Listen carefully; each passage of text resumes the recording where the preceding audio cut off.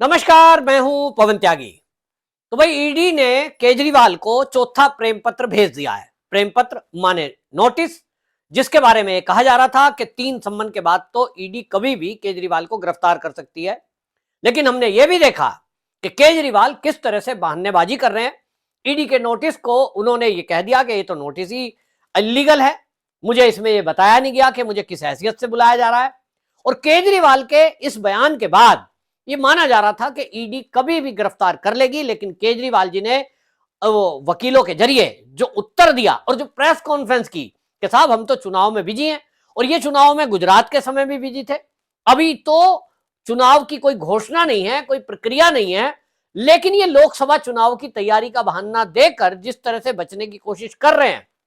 अब सूत्रों के हवाले से ये कहा जा रहा है कि केजरीवाल को अब ईडी कभी भी गिरफ्तार कर सकती है। ये असल में ये सोच रहे हैं कि जैसे हेमंत सोरेन को 7 सम्मन दे दिए, फिर भी उनकी गिरफ्तारी नहीं हो रही है, वो पूछताछ के लिए आए नहीं आए, ईडी उनको छूट दे रही है। इसी तरह तेजस्वी यादव बिहार के डिप्टी सीएम, उनको भी सम्मन दिया जा रहा है। अब इसका मतलब तो ये हो गया कि ईडी के सम्मन का कोई मतलब ही नहीं है। ईडी केवल नोटिस दे कि साहब आप जांच में आइए, आप मना कर दें तो फिर आपको ईडी कहेगी ठीक है जी, आपने मना कर दिया, आप बहुत बिजी पर्सन है, हम ही खाली हैं, तो हम आपको टाइप कर करके ईडी का सम्मन भेजते रहे। ऐसा नहीं होगा।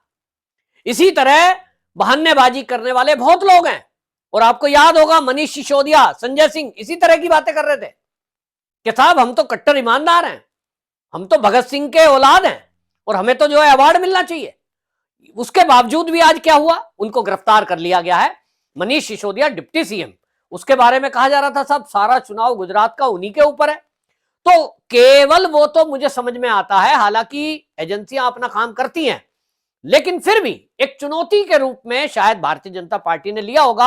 अमित शाह जी ने जब ये कह दिया जी गुजरात का चुनाव से डर गई बीजेपी, तो अब ये केजरीवाल जी कैसे कहेंगे मोदी जी हमसे डर गए हैं, क्योंकि ये तो हकीकत है नहीं।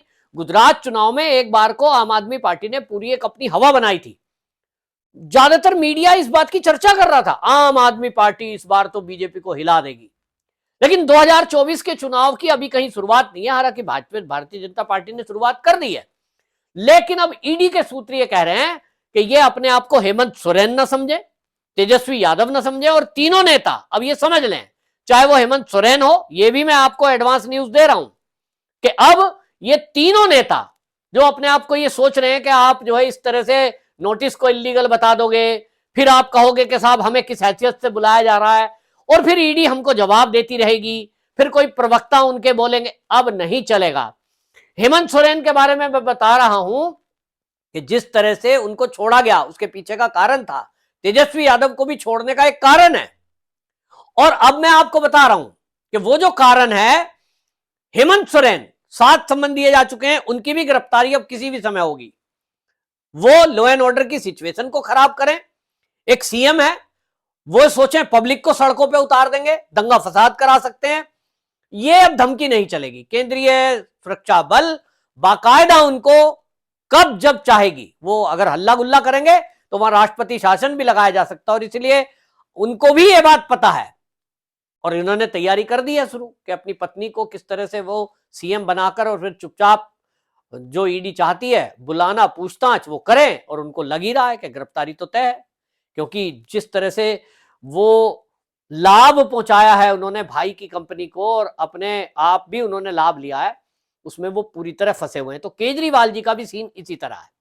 केजरीवाल जी अगर ये सोच रहे हैं कि हर बार उनको ये कह मारने से छूट मिल जाएगी, इस बार उनको ईडी अब घर से उठाएगी, और जो छूट मिलनी थी वो केवल चुनावों की वजह से था कि चुनाव में इनको सहानुभूति की वोट ना मिल जाए, सहानुभूति की वोट ना मिले, इसके कारण से गिरफ्तारी को एक तरह से टाल दिया गया। लेकिन अब कोई चुनाव नहीं है, और जो चुनाव लोकसभा का आएगा इसमें आम आदमी पार्टी का कोई आधार नहीं है। पूरे देश के अंदर आप देख लें, पंजाब को यदि छोड़ दें तो आम आदमी पार्टी का आधार कहां है? दिल्ली में उनका कोई आधार इस बार बचा नहीं है, पिछली बार भी कोई नहीं था, और 7 सीटों पर भारतीय जनता पार्टी ही जीतने वाली है।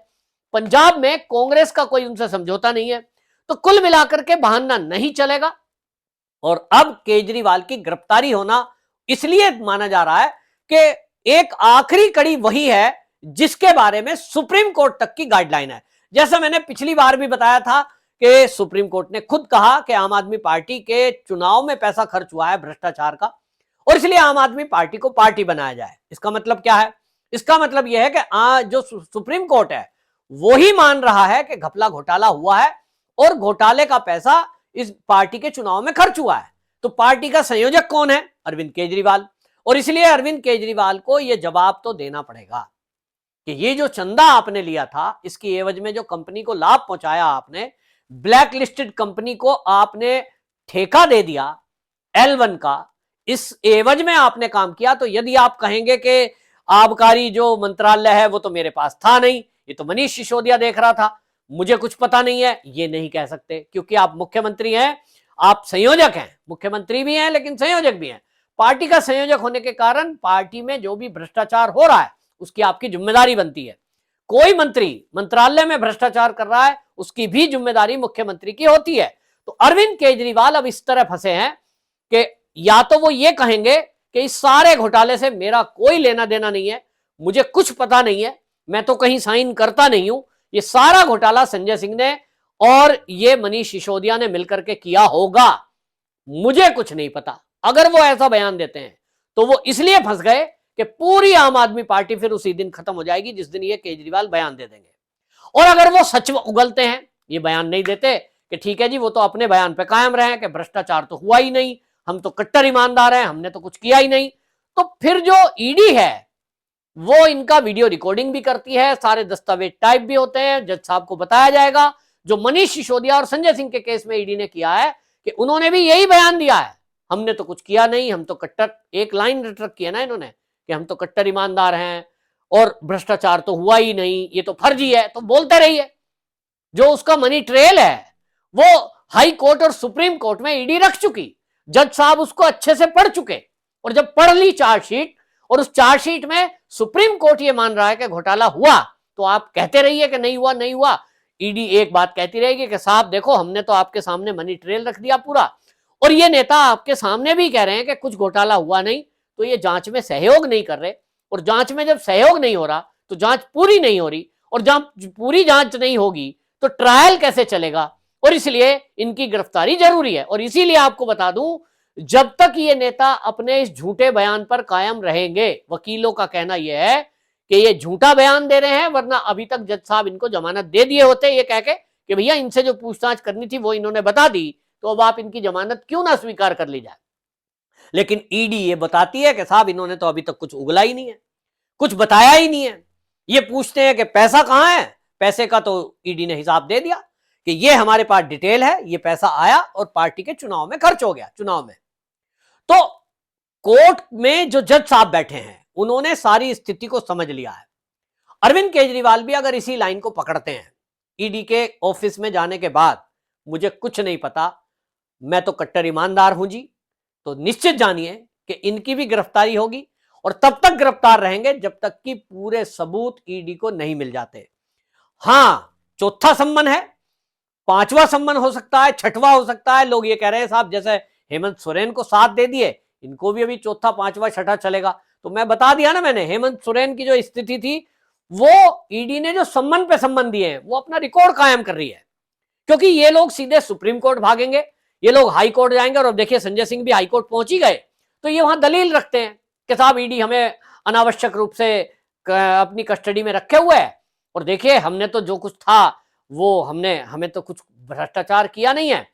तो जज साहब अगर देखेंगे कि ईडी वाकई में क्यों गिरफ्तार रखे है, भाई पूछताछ करनी थी तो इन्होंने जो पूछना था बता दिया, फिर उनको जमानत दो, जब ट्रायल चलेगा फिर आएंगे, दोषी होंगे तो जेल जाएंगे। लेकिन ईडी के अधिकारी अब क्या कहेंगे? वो कहेंगे कि साहब हमने सम्मन दिया, पहला दिया, दूसरा दिया, तीसरा दिया, ये तो आते ही नहीं। जब ये आए नहीं तो जबरदस्ती पकड़ के लाना पड़ा है।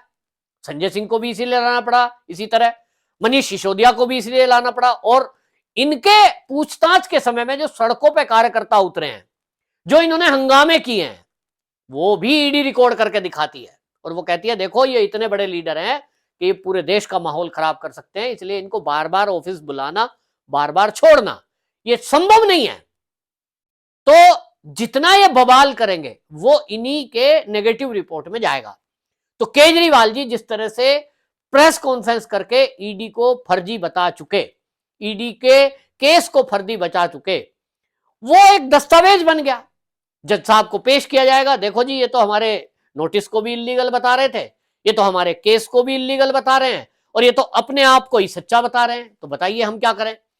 सुप्रीम कोर्ट कह रही है कि 1 साल के अंदर पूरा मामला खत्म करो और ट्रायल शुरू करो। तो साहब आपने कहा है 1 साल के अंदर करो, ये देखो कुछ बता ही नहीं रहे। तो कुल मिलाकर आपको बता दूं कि अब अगले कुछ घंटे में ईडी ये जो अरविंद केजरीवाल हैं, देश के किसी भी कोने में सही, ये वहीं से गिरफ्तार कर लिए जाएंगे जिस दिन दिल्ली में इनको ईडी के हत्थे चढ़ेंगे। ये खबर ईडी के सूत्रों ने बताई है कि इनको अब 5वां सम्मन नहीं दिया जाएगा। 4 सम्मन के बाद अब कोर्ट में ईडी पहुंचेगी, वहां से इनकी कस्टडी के लिए बात करेगी कि हमें जो है पूछताछ में सहयोग नहीं कर रहे हैं, हम नोटिस पे नोटिस दे चुके और ये आ नहीं रहे हैं और इसलिए गिरफ्तारी दी जाए। तो इनकी गिरफ्तारी हो सकती है, ऐसी खबरें आ रही है। वंदे मातरम।